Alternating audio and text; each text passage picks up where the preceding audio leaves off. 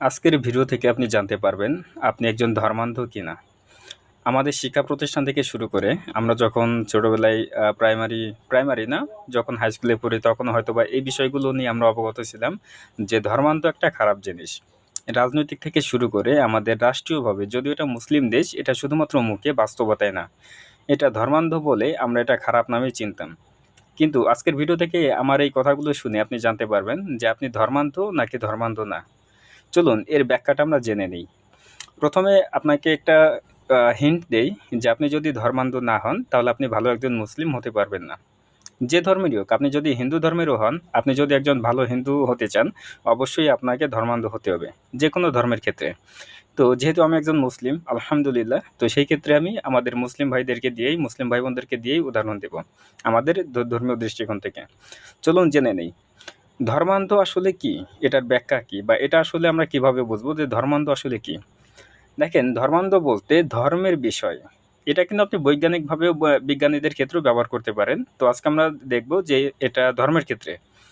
ধর্মের যে বিষয়গুলো থাকে, মৌলিক যে বিষয়গুলো, এগুলো যদি আপনি না দেখেই বিশ্বাস করেন তাহলে আপনাকে ধর্মান্ধ বলা হবে। যেহেতু আপনি ধর্মের বিষয়ে, ধর্মের মৌলিক বিষয়গুলো না দেখেই বিশ্বাস করতেছেন, সেজন্যই আপনাকে ধর্মান্ধ বলা হবে। এখন মৌলিক বিষয় কি? মৌলিক বিষয় আল্লাহকে বিশ্বাস করা, রাসূলগণ, ফেরেশতাগণে বিশ্বাস করা, জাহান্নাম, জান্নাত এগুলো বিশ্বাস করা। এখন প্রশ্ন হলো, আপনি কি আল্লাহকে দেখেছেন? না, দেখেননি। নবী রাসূলগণ দেখেননি। জান্নাত, জাহান্নাম এটাও দেখেননি। ফেরেশতাগণ তাও দেখেননি।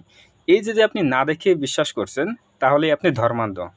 ধর্মান্ধ, ধর্ম এরপরে অন্ধ, মানে ধর্মের যে বিষয়গুলো আপনি না দেখেই বিশ্বাস করছেন, সেগুলোকে মূলত ধর্মান্ধ বলে।